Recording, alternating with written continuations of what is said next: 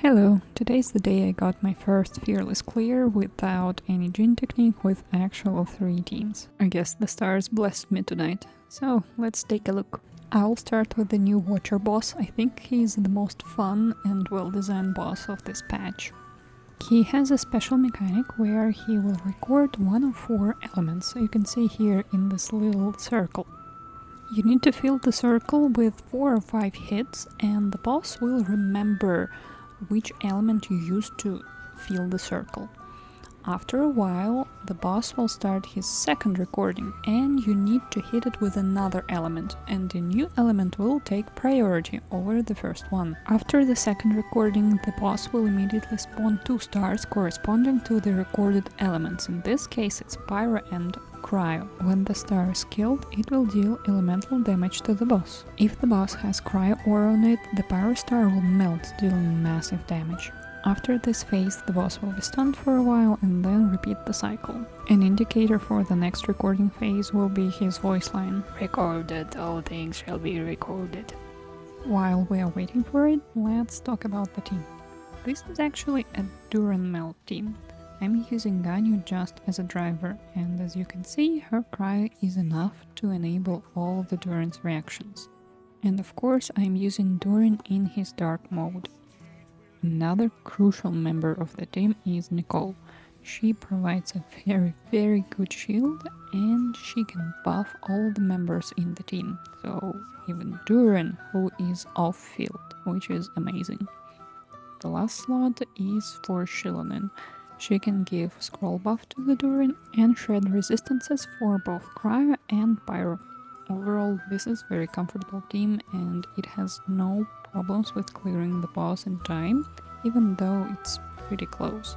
We don't actually need to deal all the damage to the boss, we just need to kill the star and the fight will be completed. I had to do about 3 resets with this team to make the clear, which is very good, I would say. Next one is Tulpa. I must admit, I struggled a lot with this boss when I was trying to clear it with the Hyperbloom team and then with the Scuffed Lini team. Across many attempts, the boss had still 5% HP remaining, and I decided, okay, time to use Zibai. It wasn't the first try, but it was like the second.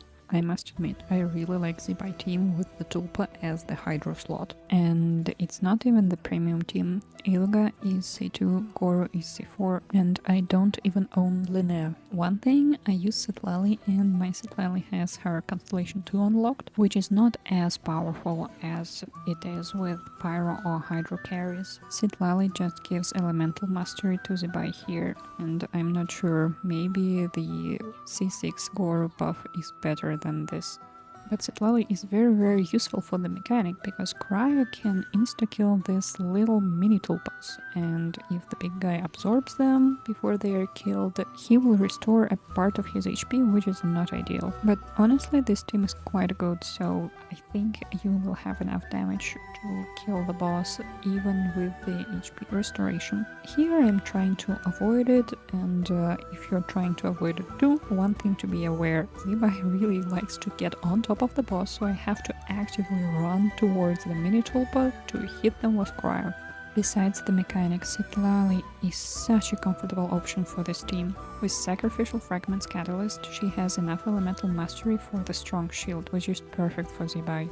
She isn't tossed around the field and she can tank the hits from the boss and maintain the full uptime on Harbinger of Dawn. Overall, this team is fun and strong. And now, the Wolf. We saved worst for last. This boss has a lot of HP and you have to play the mechanic. Unfortunately for me, I used the strongest option on another boss, so here we go. The mechanic is simple, you need to swirl Pyro or Electro when you see these 2 wolves. Kazuha on Sacrificial Sword can do this in 2 skills and an ult, but he has to have an off-field Pyro application. This is why I brought Emily here, because she can maintain the burning aura on the opponent. But Emily isn't the best option. Her damage here is low, she isn't buffing Arlecchino, and she doesn't provide a shield.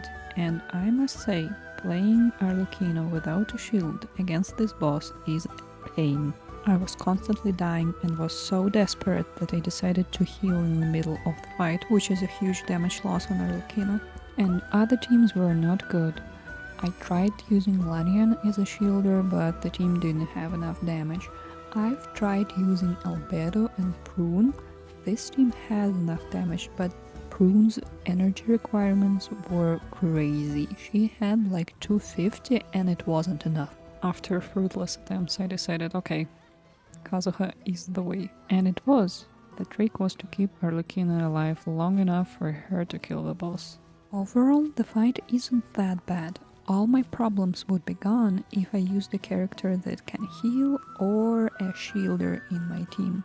But this is the fun of this game mode. You don't have unlimited options, you only operate within the things that you have on your account. My best options for this boss were Nicole and Durin, but they were already used on another one and they have to be used there because I cannot clear without them at all. So here I had to come up with the solution, and my solution worked. Now let's move to the builds and closing thoughts. I don't build an account around the endgame. I just pull the characters I like and play them.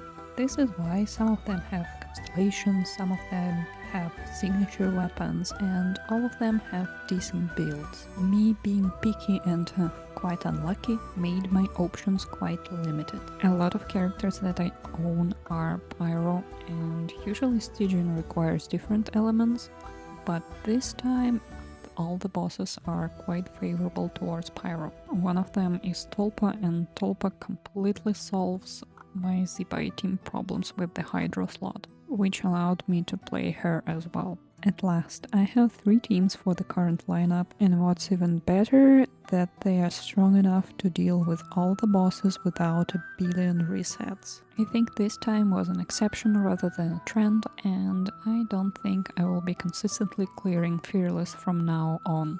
But today was a fun experience and I'm glad that I did it. That's it, thank you very much and see ya!